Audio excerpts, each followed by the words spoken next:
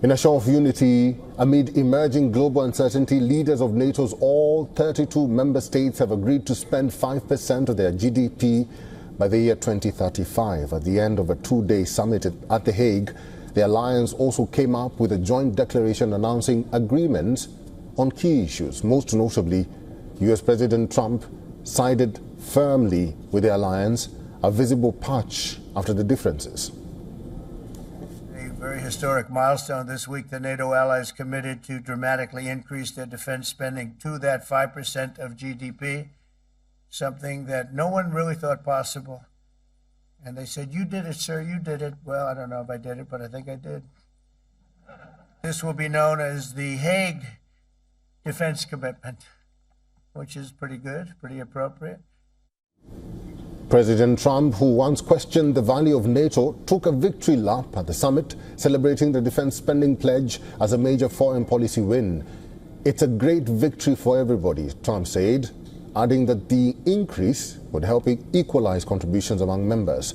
All the member states have agreed to spend 5% of their GDP on defense by the year 2035.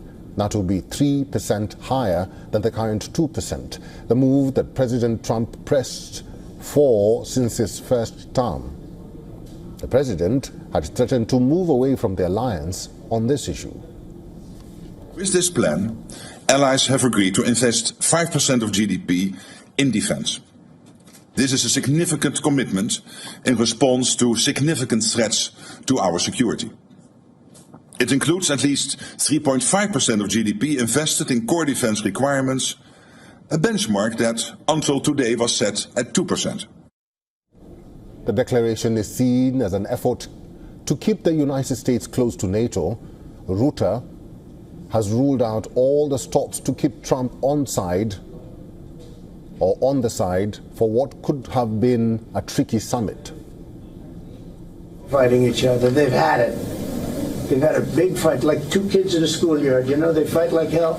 You can't stop them. Let them fight for about 2-3 minutes, then it's easier to stop them. And then Daddy has to sometimes do strong language. You have to use strong language. Every once in a while you have to use a certain word. NATO allies also reiterated their ironclad commitment to Article 5, the fundamental and foundational pledge of the transatlantic alliance that says an attack on one NATO member is an attack on all NATO members. US President also clarified his position on that article. Absolutely. You said you would clarify your stance on Article 5 just yesterday. Is that something you can explain? I stand today? with it. That's why I'm here. If I didn't stand with it, I wouldn't be here.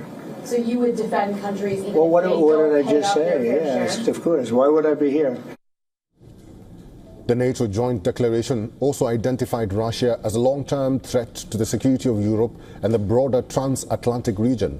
Crucially, the declaration also reaffirmed NATO's commitments to Ukraine, stating that Kiev's security contributes to the alliance's own security. For the first time, defense support to Ukraine and its industry will be included in NATO defense spending metrics.